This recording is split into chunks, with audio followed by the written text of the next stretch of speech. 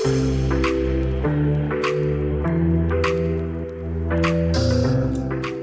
Dethroners, welcome back to the Dethroning Your Inner Critic YouTube channel.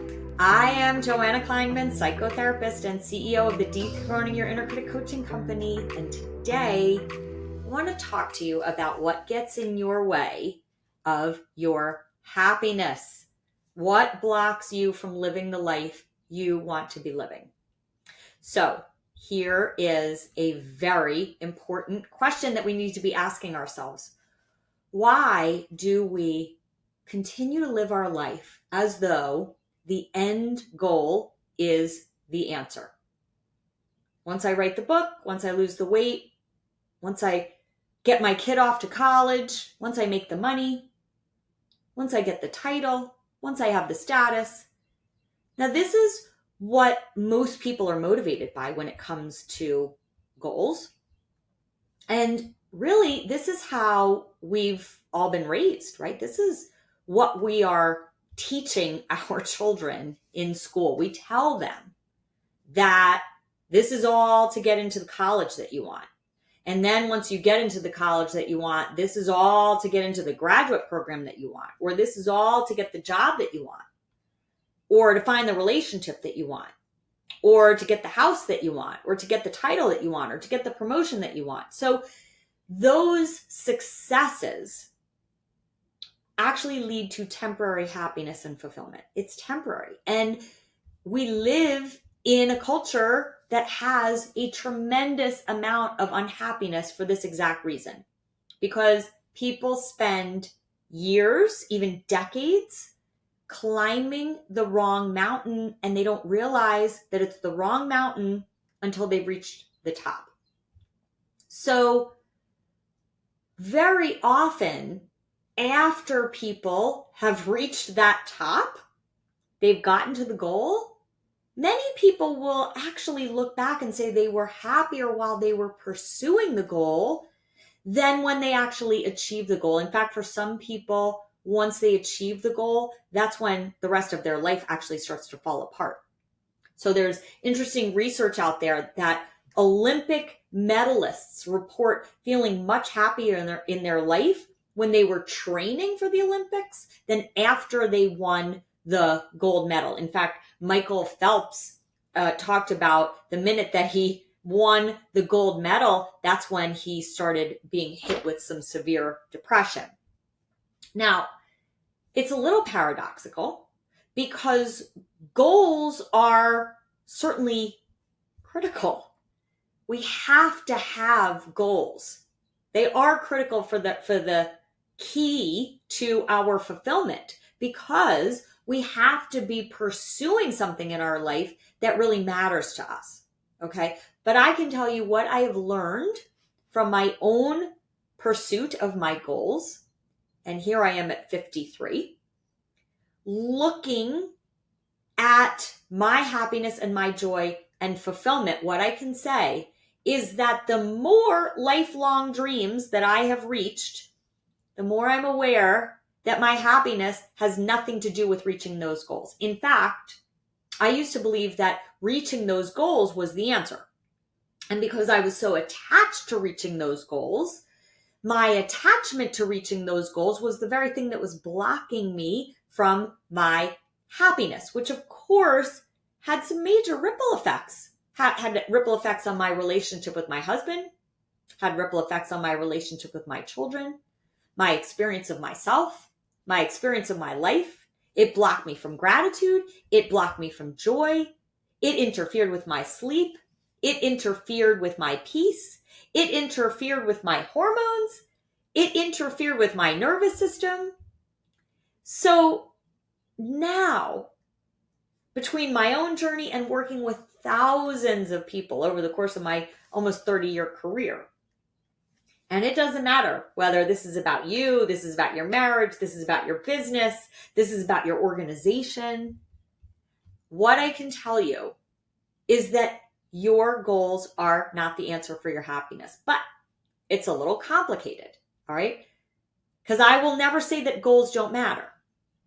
Because remember, your happiness is tied to pursuing what's important to you, but it turns out that reaching the goals, not quite as important. So we need to understand, first and foremost, why is this goal so important to us? Because most people don't know that some of the goals that they're trying to reaching the goal not only is not the answer, but focusing on the goal will actually lead to more unhappiness.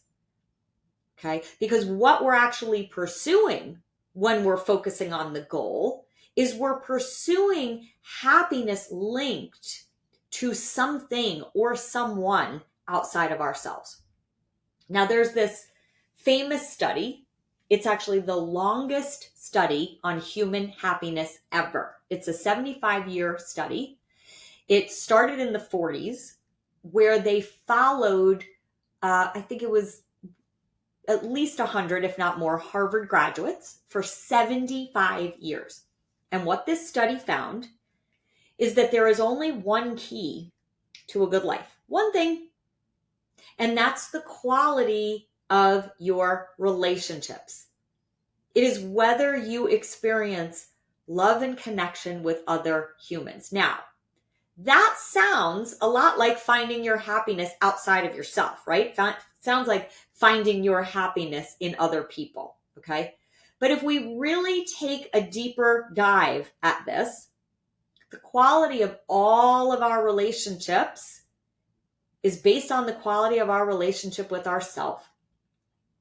And many people who continue to believe that reaching the goal is the key to their happiness are actually pursuing that goal from a deeply hidden struggle that they're not even aware of. And that deeply hidden struggle is some perception of lack, a lack of something. So most people don't even see this about themselves. They're not even willing to admit that what they're really operating on top of is over functioning in their life so that they don't feel that deeper pain that they've been trying to run away from for their whole life. They don't even know that this is the very thing that's driving their pursuit of that goal, and it's hidden in lack of something. Okay, so I want you to think about this for your own life. And you may have a persistent thought, and it might show up in different areas of your life. And that persistent thought is, I'm not fill in the blank enough.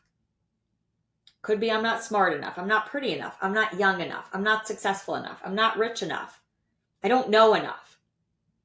I don't have enough. I need more. I need to feel more accomplished. I need to feel more successful. I need to feel smarter. I need to make sure that nobody's upset with me. I need to make sure that I am perceived as being of value, that I am perceived as being loved, right? That other people make me feel like I matter. Now, that race to that goal is actually about holding on to an old identity that started a long time ago, and that's become completely bankrupt. And most people have no idea that it is this old identity that's really continuing to run their life. So no matter how successful they become, no matter how many goals they achieve, what's really happening is that they just keep reliving their past over and over and over again into their future, and they don't know it. And I've seen this happen time and time again, where the more successful they become on paper, the more unhappy they become. And this is when the really important parts of their life start to crumble. Their marriage starts to crumble. Their relationships with their children start to crumble.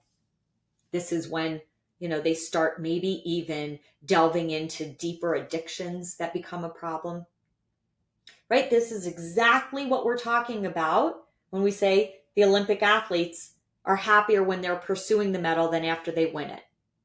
So the key to all of this is really understanding on a much deeper level your relationship with yourself, which all starts inside. Everything begins with changing your relationship with yourself, because your success has nothing to do with your happiness. It's the opposite. Your happiness is the foundation on which a truly successful life is built, right? Now, there are things that bring us temporary happiness, of course.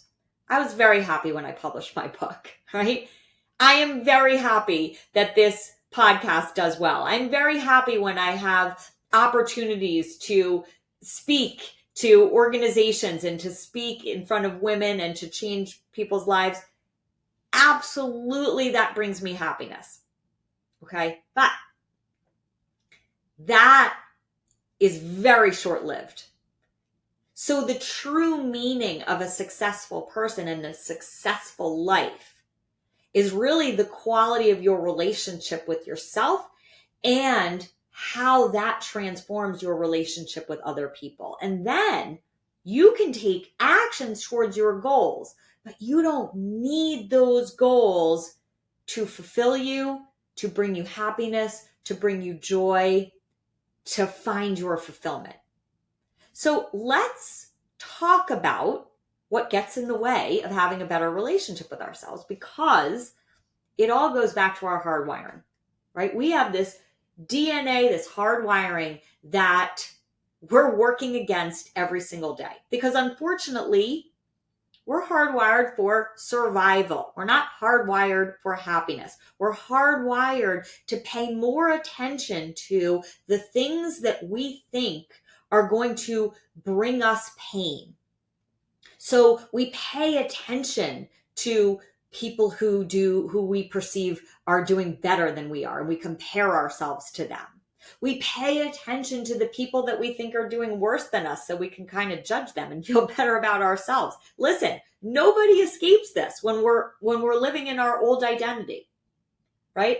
When we are rooted in feeling like we are lacking something, we're going to be hardwired to find our value and our worthiness out there in what we perceive other people think about us and what we perceive we're supposed to be and our life is supposed to be.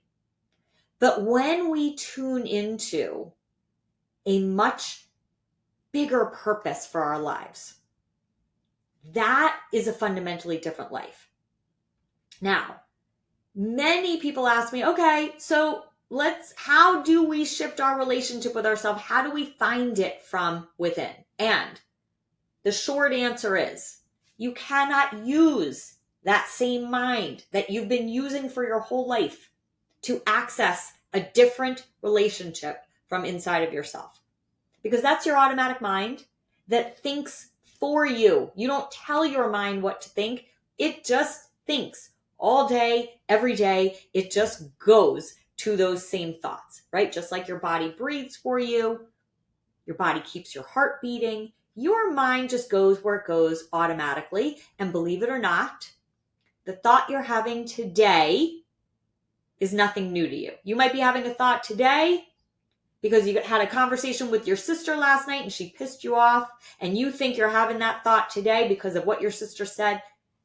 And I'm going to challenge you on that. Even though she just said what she said last night, you've had this same thought and this same emotion many, many, many times before. You're just triggered into that same thought and same belief and same emotion because of what your sister said last night. Your sister is triggering you into your old mind and your old identity. So I want to talk about 4 things that create the foundation for your relationship with yourself, right? So it is a few different puzzle pieces that really create a very different relationship with yourself. So the first thing is to find something that you're pursuing that's important to you. It could be building a business. It could be creating a piece of art. It could be volunteering for an organization. but it's got to be something that matters to you and that serves a much bigger purpose. So if you don't have something that you're pursuing that matters to you, then what happens in your day-to-day life is, you're kind of wandering, right? There's not really a direction. There's not really a purpose. And that's when you can get caught in overthinking. And that's certainly when you can get caught in all of these external triggers, like your sister or your boss or your coworker or your bank account or not fitting into your jeans. Now, interestingly enough, it's the purpose that brings you that sense of happiness and fulfillment. It's not the arrival point, right? And so when you are living your life directed towards a purpose, that's how you enjoy your life right now in this present moment. So you're actually, even though you have a goal that you're working towards in the future, you're living your life in this moment. You enjoy the actions that you're taking now every day, not because you need to get to the goal. Again, sounds paradoxical. Working towards the goal, but not being attached to the goal. That's what brings you your joy right now. And when you feel your joy, when you're taking actions that you can feel proud of and you can feel like in some way you're touching somebody else's life, you're making a difference, you're going for something that's really important and matters to you, that's when you start to feel that sense of contentment right now. That's when you feel purposeful. That changes how you show up in your day-to-day. That changes how you experience yourself. A sense of feeling good about yourself changes your interactions with other people. So think about when you're not experiencing that relationship with yourself that you want to. Think about when you're not feeling proud of yourself and you're not feeling good about yourself and you're stuck in your doubt, or you are stuck in a belief where, you know what, that ship has sailed for me and, I can't pursue that thing. I know I used to have that dream a long time ago, but, I'm too old, or I don't have the time, or I don't really have what it takes anymore, right? Think about that energy of lack. Now that lack creates a ripple effect, right? It creates a ripple effect in how you wake up every day. It creates a ripple effect in your mood. It creates a ripple effect in your experience of other people. It creates a ripple effect in your interactions with them. But most importantly, it creates an energy inside your body. It creates a vibrational energy inside your body that is associated with lack. Now, I want you to imagine that you are experiencing joy right now because you've found something that gives your life purpose and direction. And I want you to experience maybe what it might feel like to feel proud of yourself for the small changes that you're making every day, not reaching those huge goals, but that you're focusing on yourself and you're finding things to feel good about.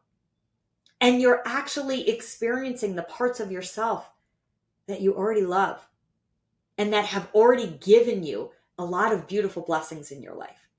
That is a very different energy. And when you wake up into that energy, that changes your outlook on everything. You radiate the energy of joy, of fulfillment, of peace, of balance.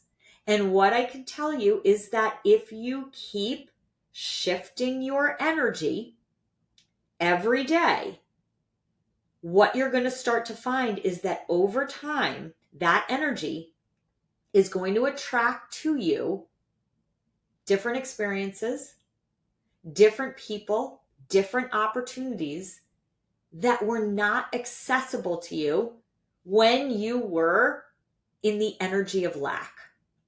Now, the second thing that is super important in this relationship with yourself, and of course, shifting that energy, is tuning into gratitude. So I have a practice every day when I walk my dog. I go through the 5.5 decades of my life, almost 5.5. I'm 53.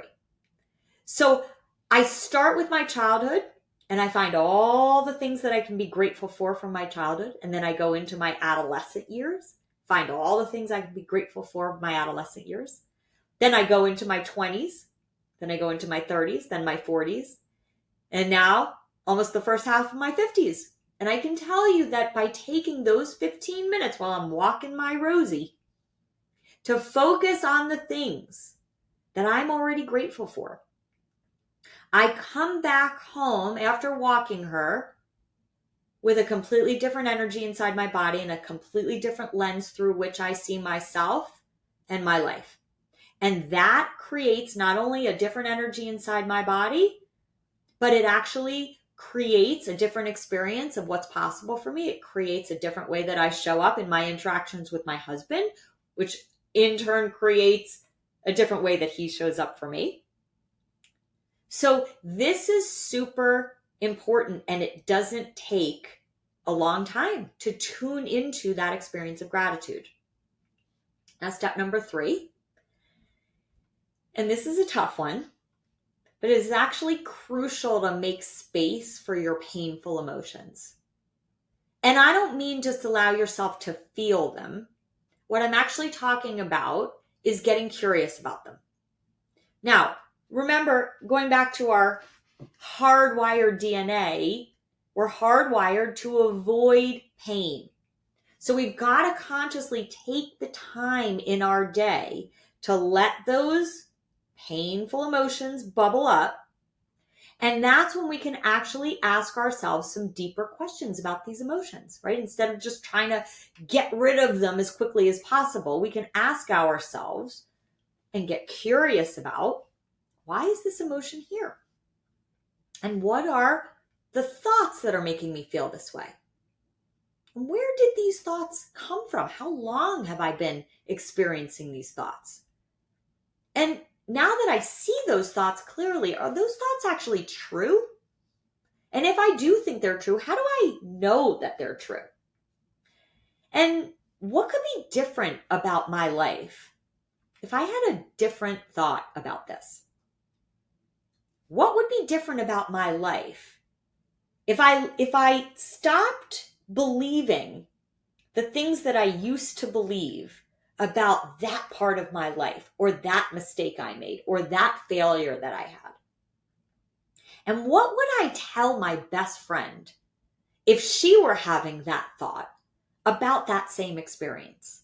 Now, these are questions that will have you learning about the parts of yourself that maybe you haven't wanted to see and you've been shoving down for a very long time.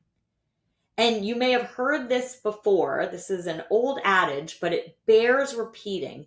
That which you resist persists. In other words, shoving that pain down, not wanting to face it, not wanting to feel it, not wanting to get curious about it, that's the pain that keeps you in lack. That's the pain that governs the quality of your relationship with yourself. And that's the pain that will keep showing up in different circumstances and different people and different experiences as you live out into your future. So many people believe that they're living into their future, but what they're really living into is more of their past. Now, this leads me to number 4. And this is a big one because this is trust. So just like the acorn already has all of the makings of the oak tree already inside of it right now, we already have all that we need within us to become whole and to thrive and to have a very different experience of ourselves and our life. But we need to be able to access that deeper wisdom that can guide us to a very different life than the one that we're living right now. Now, remember, if you keep using that old mind to try and navigate your future in a different direction, it's not going to work. So making small shifts now, just in what you choose to think, not what you automatically think, because you can't control that. It's what you choose to think, what you choose to believe. That's going to change the actions that you take day to day. And over time, those small shifts in those actions have the power to literally change how your future unfolds. Now, I've seen this time and time and time again. I've seen it within myself. I've seen it with thousands of people who are living a completely different life because they were finally ready to understand exactly what it takes to change their relationship with themselves. And that is discovering what lies hidden in that old mind that keeps you in that same old relationship with yourself, those same old thoughts and beliefs that create those same old emotions that create that relationship with yourself. When you can clearly see that old identity, because remember, it's not going anywhere. When you can see yourself as separate from that old identity, now you're no longer taking guidance from it.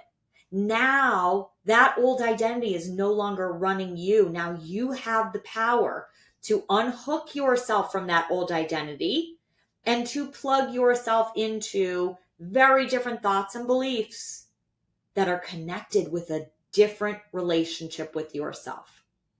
And I've seen this over and over and over by changing your inner life first. Now, I've also seen a lot of people try to change their outer life first because they believe that changing their outer life is what will finally give them the experience of themselves that they want.